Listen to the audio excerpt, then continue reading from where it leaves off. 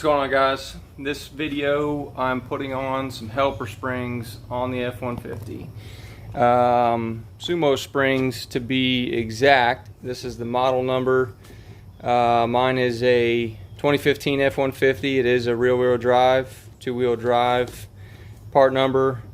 Always wanted to do this, or I've been wanting to do it for a while. This is what comes in the box here. There's your spring. It goes on top of the spring. This bolts up to the frame there where your bump stop goes. I've been wanting to do this for a while. Helper springs are a nice addition if you tow a lot, and especially in my scenario, because I have a little bit of a lowered truck. Like I said, I have the lowering shackles. This is a crew cab. So it already sits a little bit lower in the back. I tow a 21-foot Mastercraft X10 with this, so whenever I hook up, it does tend to sag a little bit. So being already having the lowering shackles, it just amplifies that a little bit. That's one of the main reasons why I wanted to install these springs, to help keep it pretty much where it sits right now, even when I hook up my boat. And I tend to load this truck down with a lot of material, a lot of wood, drywall, whatever I need, for the job I'm about to do. As for instance, this weekend I'll be trying to pick up about 40 boards of drywall in this truck. So I don't want that bump stop sitting on my axle when I'm loading it down. So that's where these come in. It should really help out with all that. I'll show you underneath the truck here. It's really super easy to install.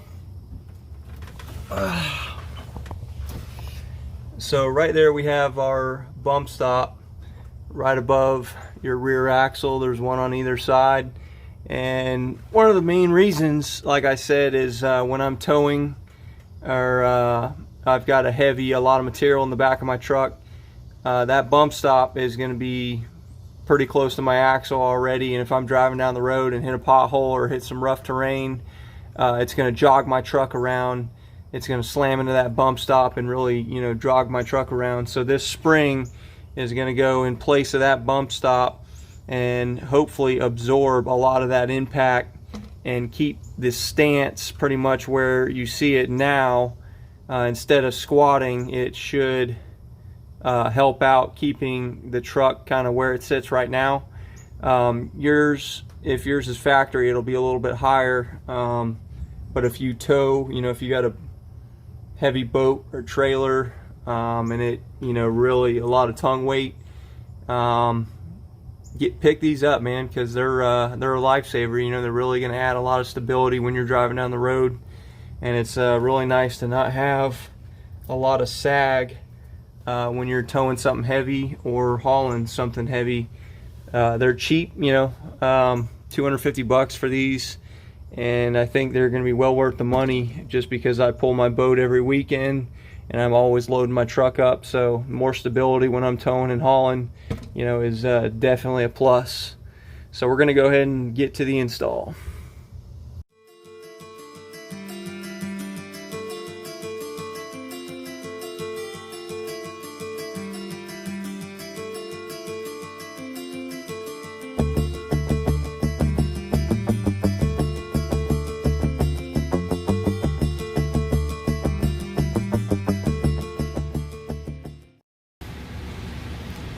Okay, so we're getting ready to mount the bracket, and basically it just says put the teeth on the inside and use the forward-most hole on the bracket to mount it. So they'll go on either side of the frames. They're pretty much universal brackets, just to make sure that the teeth are on the inside and you're using that front hole there. We're going to use this 1.5" bolt, and we're going to put a little bit of blue Loctite on it.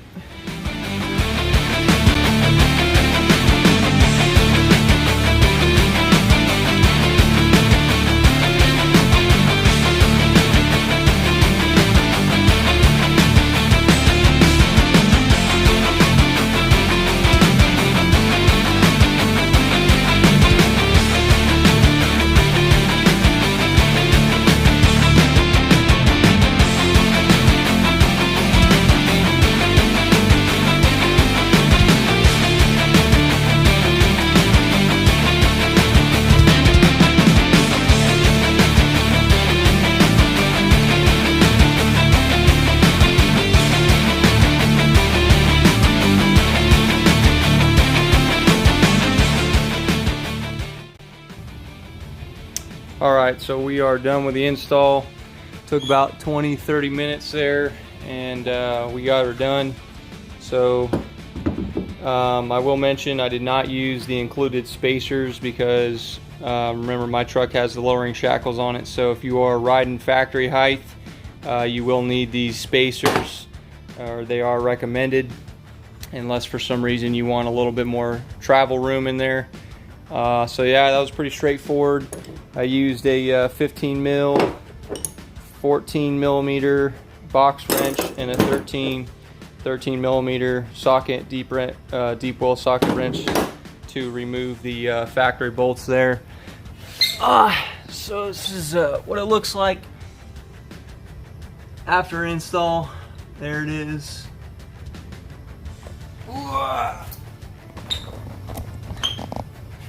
Looking forward to the added stability when I'm towing my boat or hauling a lot of material on my bed. So again, short and sweet.